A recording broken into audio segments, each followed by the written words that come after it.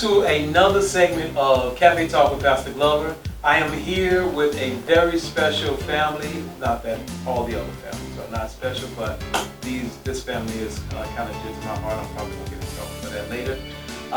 The Gibsons. Hello, how are you all doing? How you doing? Well, I say things that I'm going to get in trouble for, so I already prepared myself, so I'm good. I got thick skin. So what's going on with you all? Everything going well at the house? We trying. Yeah, I know that's right. This We tried. COVID thing has got us all in a whole nother level of things. Oh yeah. So I want to just chit chat about a few things with you all. I know there's cooking that likes to be done, and then look, I know that Kayla likes baking, but then I got information that you like to cook as well. Yes, how you think she learned? Well, of course, okay. And then I wanted to ask you, I had this plan all the way over here. I was like, I know you play baseball. Now, do you play baseball? Was it forced on you or was it a choice? Because I got information that you like baseball. Well, Did they get that wrong? I like baseball. Yeah. I got more into baseball as There he you go. started playing. Oh, okay. but All right. I started playing because he signed me up as a kid. Right. I just stuck with it. Yeah, you will be playing baseball this season. We signed both of them up. They both Yeah, played. she actually Oh, played Yes, too. I play We had- softball too. Yeah. Okay. We had Fast someone pitch. else that. No, Okay. I'm Yeah, slow that's- pitch. Have you ever had a fast pitch softball convention? It's very serious. Yeah, I saw a bruise though on a person's Yeah, leg. they wind that thing up in this company. Yeah. But anyway, that's Yeah. a whole other program right there. So, what has it been like being in the house all together, all the time, and not very much getting a break? What has that been like? Anybody? So I won't speak on that one because I deal with that one a lot personally.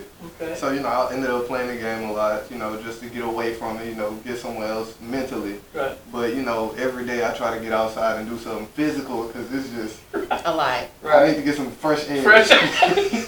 I got you. I need him to get fresh. You air. need. He needs for you to need him. Yes, To get fresh fresh air. air. I got you. Exactly. I got you. What about you, Kayla? I don't know. It's been alright. It's been alright. I've been like watching like different stuff, trying to I guess learn for reading a lot. Okay. I like keep thinking about different recipes I want to do. I haven't done them, but I mean I've just been I guess chilling. Well, let's talk about this. So, COVID has it's hit everybody in one way or another. If it's not directly affecting you, it's affecting somebody you know. So, social distancing, masks.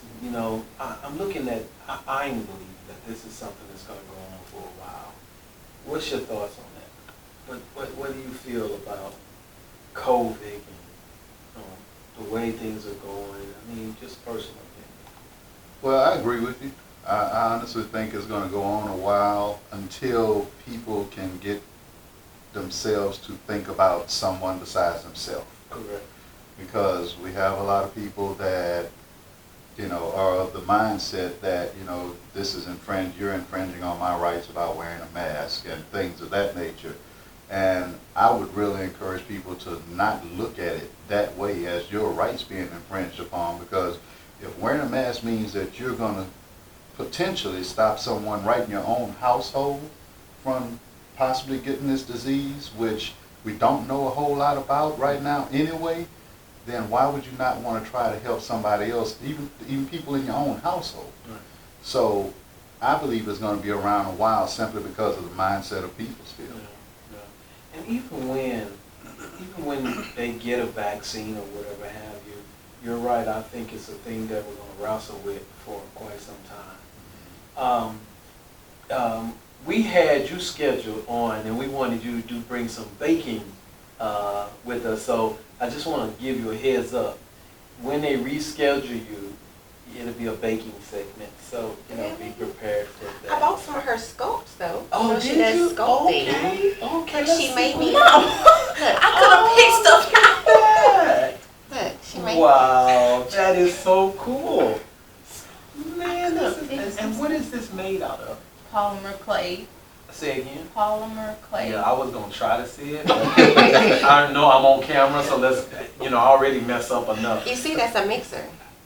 Yeah. This is a bouquet. Oh, you're good. So, but man, that is so nice. I So got do you, better stuff than that. You Do you better stuff? Yeah, This that's is good old. stuff. That's old. Do you ever get to where you sell all your items, or you just do it for fun? I've sold a few of them. I've sold a bride and a groom for one of my dad's co-workers and friends. Wow. Okay. A And request. I usually just make stuff for my family. That's a Oh, matter. okay. It's not edible. It looks real. Yeah. You get a little taste. Okay, so let's talk about how long have you all been married? I'll be 19 years, Yes. actually next month. 19 years. Okay. So 19 years. How old are you all? 16. 16. Just to let you all know, they're twins. Okay. Yeah. Yes. So 19 years, you had a boy and a girl, and you're in the ministry. Let's talk about what ministry and the family looks like to you all. And that's any one of you all speaking out. I want to hear from everybody. I didn't grow up in ministry. I grew up, as I've said to the audience many times, in other ways. I got into the ministry once I got married, and my wife introduced me to the ministry, and then I learned who Christ was beyond that. Right. So I didn't, it was a shock to the system for me. So, but I want to know from you all, what does ministry and the family dynamics look like for you all? For me, I was different because I grew up in a family that was in ministry. There are 5 brothers, 4 of them are either ministers, well, 2 are ministers, 2 are pastors. And my dad is the only one that's actually not a minister, so to say. He's a deacon in one of the churches of one of the pastors. So I grew up, from the time I was younger, seeing things, that kind of go on in ministry and, working in the ministry and things of that nature. But even as I worked in the ministry at that time, I did not have a personal relationship with Jesus. And it wasn't until, later on in life, as I began to experience, the workforce and just different things coming at you, as you get older, in your early 20s, where I just felt something was missing. So, and it was just, one day I just finally just opened up my heart, and I was like, I need you. I can't do this life thing without you. Right. This stuff is just crazy. Right. So, from that point on, I accepted Christ as my Savior. And, fast forward now to our family, we try as much as possible to display the love of God, the love of Christ, and everything that we say and do. We have an opportunity to talk to, different people, sometimes people we don't know, people we run across out there, and we get to share our belief in Christ, with those people, and more importantly, we try to make sure that we implanted that in them, Right. so. And speaking of the implant, how sharing your faith with your peers, students at school, how tough is that? I mean, it's really, okay, when you say tough, it's not, I wouldn't say it's impossible, because it's not impossible, but, most of the time you could show people by, what you do, how you act, what you say, all of that stuff. And then it's just other things that you can, tell them when they're in times of need, because you can tell when someone is like needing an upbringing or, just a little boost. Right. So you can, but you could just tell them like that, like how you deal with it personally, pray and stuff like that. And then when it comes to really trying to tell them about God, like if they don't know about God or if they know about Him and resent Him, to say, it's like you can't force that on them. So you have to tell them about Him, tell them what He can do and everything else. But once you tell them, you back off and you just let them see what He does in your life. and then that can change their whole perspective on it. You've planted the seed. Right. Let God do the water. So why would you tell people that a relationship with Christ is important? I mean, what reason would you give It could save your life. For me, yeah, it helps you get through all your struggles that you're going through, and it gives you a backhand, like a backbone that you can rely on.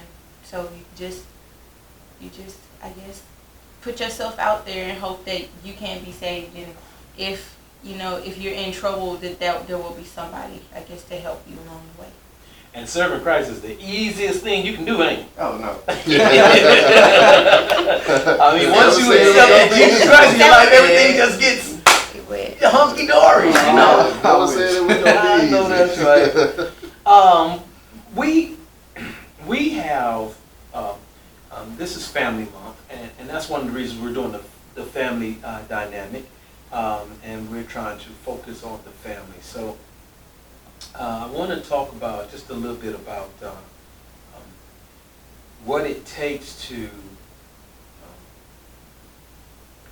first of all be married for 19 years, and then next is rearing up the children in a perspective of, okay, I'm not forcing, of course you're my children, you do what I tell you to do, but at the same time, we can't force Christ on anyone. Right. Even our children, Right. we would hope that they would. Right. We set the example. We would hope that they would take it. But I've seen homes where, when they were young, they had to, and as they got older, they didn't. So, but I want to kind of touch on what does it take to be married for 19 years? Somebody needs to hear that. It takes work. It takes work. I like that. It takes I like work. that's the first thing you said, because it really does take work, and people don't they don't see that. It's the hardest job I've ever had. It is the hardest job. That becoming one, Right. two individuals Right. doing your own thing, then you Yes. become one, you merge. Right. Different backgrounds, different beliefs, different different. It's work. I know. Oh, you know. Well, we almost 30. I was about to so, say, you got more yeah. experience than we do, Well, so. and see, when you say it's work, the thing about it is, like, when you go to your actual job, okay, so eventually, learning your job, eventually, things start to mesh. You either start to sink into the job, or the job, you can change things and cater things and what. But in a marriage, that person's going to be them, you're Right. going to be you, and you all have to figure out how to navigate the waters with that. Correct. And then here come children, Yes. so that not, it doesn't complicate it, because I don't like thinking about it like that, but it makes it more interesting. Now we have 2 more, or 3 more, or 1 more personality that we're adding in the mix. Right. Who's mama's baby and who's daddy's baby? They're Mama. both our babies. No. They're both our I babies. know that.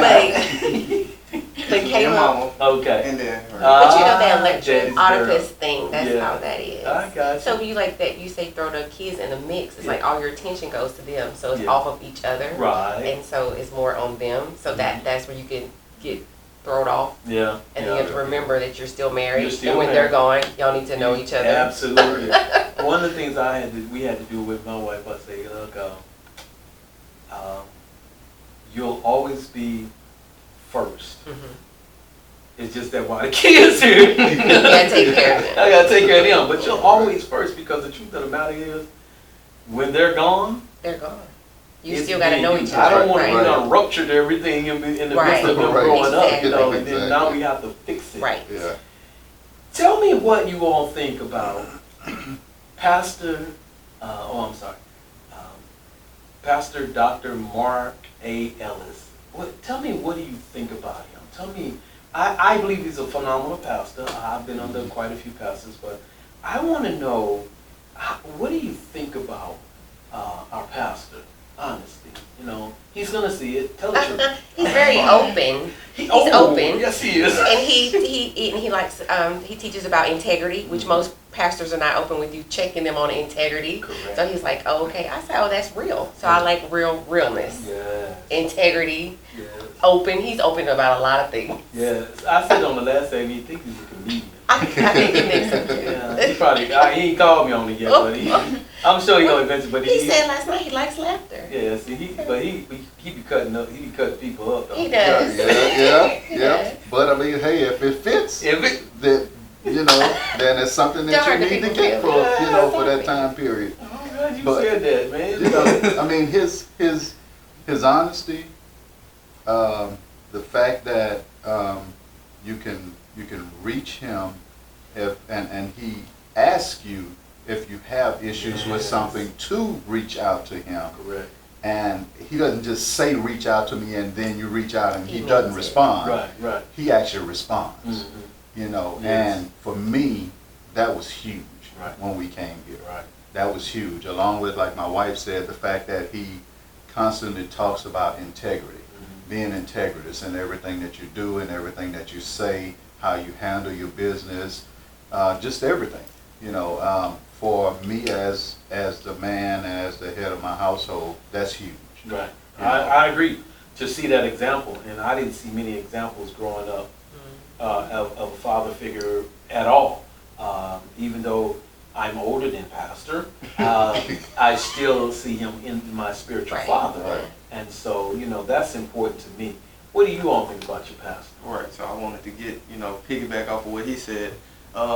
Coming from other ministries and seeing pastors that are, up on pedestals and you can't really talk to them like that, like, you really just only get to know the youth minister that's there with you. I like that pastor, has like Young Men of Valor where he comes and talks to us, right? Yeah, Where he comes and talks to us, opens himself up to come, like where we can come and ask him questions whenever he needs, have like even just go to his house or play basketball, play Right. football with him, just other things, like he's an actual person. Right. I love it. And look, Exactly. I hear he cheats. Oh. Yes, I heard Andy Cool. Oh, no, man. Yo, T. Look, I'm gonna tell His you. son told me that one. Oh, Junior told me that. Oh, okay. Well, they'll have a conversation. Right. Well, I'm gonna slip something in as well. Pastor can play some table tennis. really? I beat him, but he plays some table Oh. tennis. What do you think about your pastor? I like how he encourages like the youth to like actually learn more about God instead of just like pushing us to the back of like the youth sanctuary. Like he actually wants to teach us and let us have a relationship with him. One of the goals is to get the youth ministry, like mimicking, the teen youth ministry, mimicking the main sanctuary, and I try to follow pastors as close as I can. Though we have a curriculum that we teach and minister over here, and he's ministering, of course, to the adults over there, we want to be on the same page. Our goal is the family. Right. That's our goal. Right. We want to literally focus on the family. We want the family to be whole, and I couldn't think of a better place to be than here. I think that first family is an outstanding example. Great example. Yes. You know what I mean? Yes. I've been in a lot of ministries. I work with a lot of youth, and the freedom but structure. See, I've had freedom. I've had freedom to do whatever, and people never checked on me. I could have been doing I could have been the Pied Piper, or whatever. Right. They never checked. It was like, hey, look, you pass a roll with it, but I have to be accountable here, and that's something I never had, and it was different at first, but I'm settling into it. But the trust that that pastor gives is outstanding, and being involved in a particular ministry that you all are heading or whatever having, that trust, he don't want to make the call, he wants you to make the call. Right. Right. And that's something, like you said, when you've been exposed to other ministries and the way other people do things, then you come into a situation like this where you have that, like you said, freedom, but at the same time, you have that accountability aspect there too. It's something you have to get used to. You know, it's taking, you know, taking us a little while, and I think we're kind of just getting to the point now where we're really more comfortable now with finally trying to start pushing out to do some things with adult Christian formation. But, you know, sometimes you have to work through getting to that point, you know, and, you know, just overcoming the stuff that you know, just been exposed to over a period of time, you know, so. Yeah. You all have been missing in some shape, form, or fashion. We won't get into that. That's a personal conversation with you. But how are you all handling this new thing with having to Zoom instead of being in person? You know, how is that? I mean, what is the drawback for you? Okay, so personally, I'm a social person. So I like, you know, talking, hugging people, just everything. So online is not for me per se. It's just not there. So online school, that's something completely different for me. We're gonna pray and see what happens with that. I know that's right. I've heard you're not the first one. I've got somebody else to say this. I'm not gonna make it. Yeah, I told her the same So thing. that's with all the Zooms that reminds him of school. He says, and it's he's not, like, oh, yeah. Lord, that's not cool. What about you? I really feel like I need to learn from like a physical person, like straight face to face, because like in school I can't do a whole computer thing. I need one-on-one sessions where I actually understand what they're telling me to do, and I need them to teach me how I'm supposed to do it instead of just telling me. You can't just tell me. You have to show me how to do it, and you have to help me to understand it better. Okay. So we're going to get ready to wrap this up, but I want to ask a question that I have not asked anybody, I don't think I've asked any of my guests. But I think it's very important.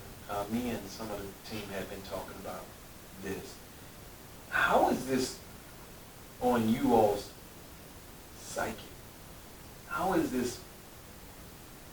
you handling it mentally? How do you keep from losing it?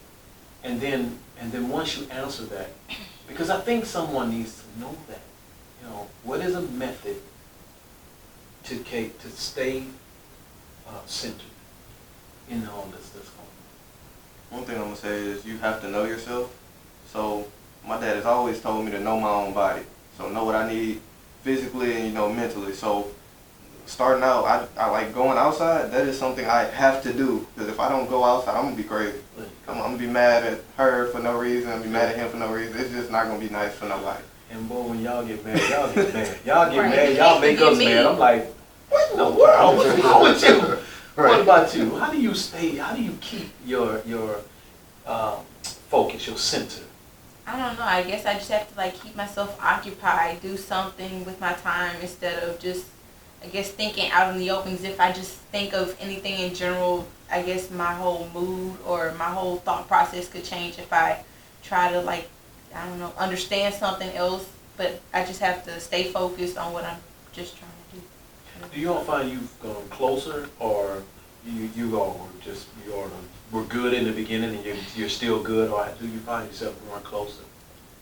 I think we spend more time together because everybody's in the house and everybody's not running everywhere. Right. So I like being able to do more things, focus on really what's going on, because it worries me because of the COVID-19 what they're thinking about. So that's why I try to check in and say, "Are you okay?" So we eat more together, eat more meals together, spend more time, try to do more things together as a family. And I go outside and play basketball with him because I know he needs it. Yeah, like late at night.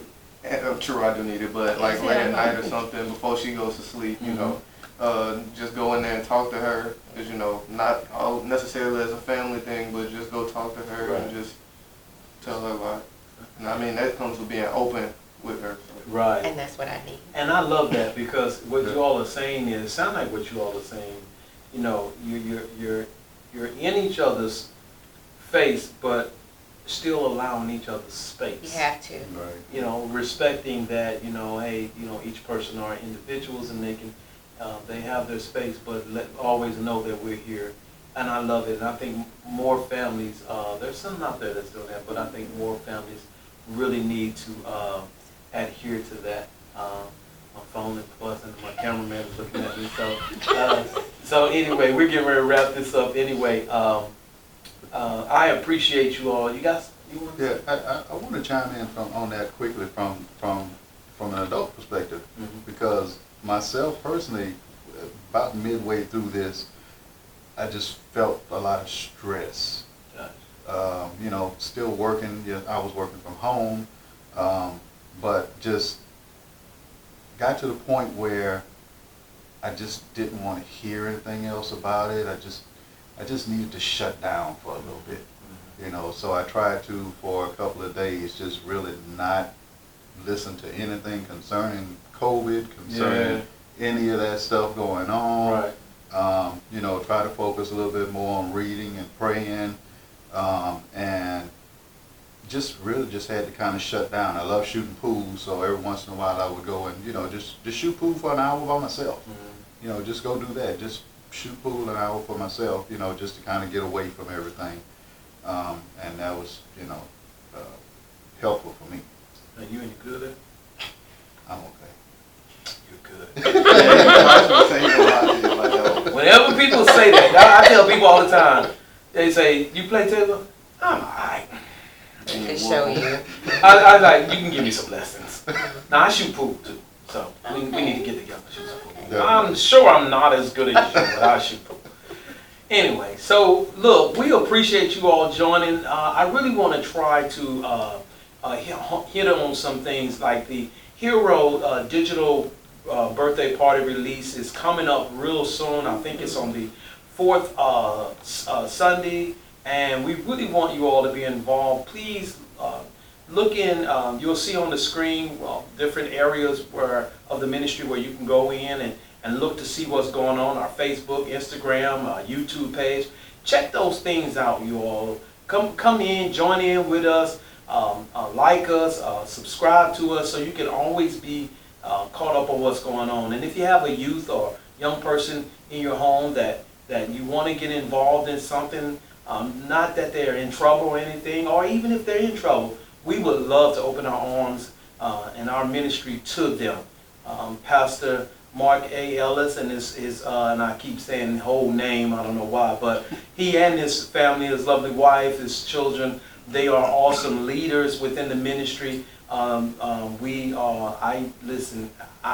feel very honored to follow him. I feel very safe and secure in calling him my pastor. So we believe in him and he believes in us. And so we're asking you all, if you need someone to talk to or whatever, reach out to us and we will reach back. Again, thank you for joining us on this segment of Cafe Talk with Pastor Glover. We'll see you next time with another family.